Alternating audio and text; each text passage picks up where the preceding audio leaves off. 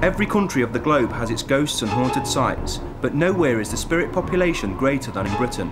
It seems that in this land steeped in history and mystery, every city, every town, every historic building has a spirit. Come with me as we investigate with the help of the Spirit Seekers. You alright? Yeah.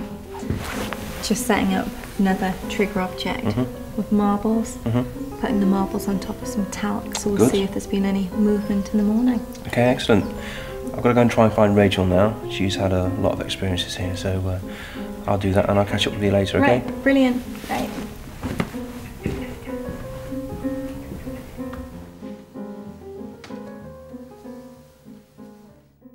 So Rachel, you work here. Can you tell me a little bit about, in particular, the girl in the red dress?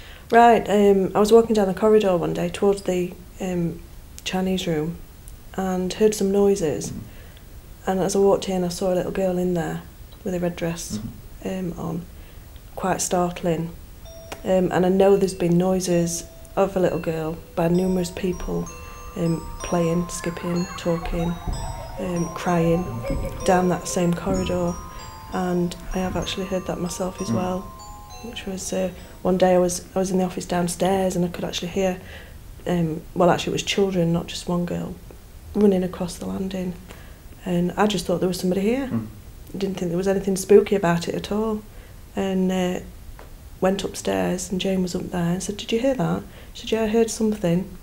There was nobody there, but I know it was definitely a little girl and somebody else. Talking of children in the house, can you tell me a little bit about the story concerning the attic and the noises you've heard there? Right, I was, my desk used to be underneath the attic, and I'd not been here long. I was just sat on the computer just thinking of my work, and I could all of a sudden heard this banging and dragging and like a rocking sound, you know, like something was going to and fro, almost like a rocking chair, and a whimpering sound as well.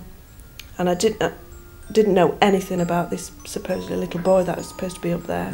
Found out after that it was a little boy who was disabled, and I think he was in a rocking chair as well, so that quite freaked me out to know that I heard it before I knew about it, you know. So have you got any more personal experiences that you can tell me? Yeah, one day I was coming up from the Chinese room up towards the bishop's room, and I saw a figure of a person, a large person, walking that way very quickly, but I didn't get a proper glimpse of who it, you know, I just knew it was a definite figure, and quite an eerie atmosphere as well. Now supposedly there is a bishop that haunts Hermiston Hall.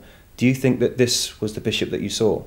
Well, it could have been, because I didn't know that then either, because that was early days. So maybe thinking about it, maybe it was, maybe it wasn't, I don't know.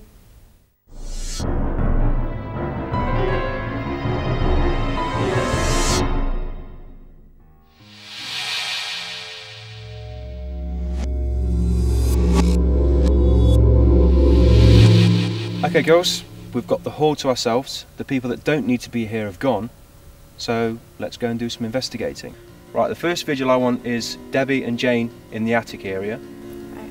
I want Charlotte to be in the Chinese room. Okay. And I'll go and investigate the bishop's room. So are you ready? Yep. Yes. Okay, let's go.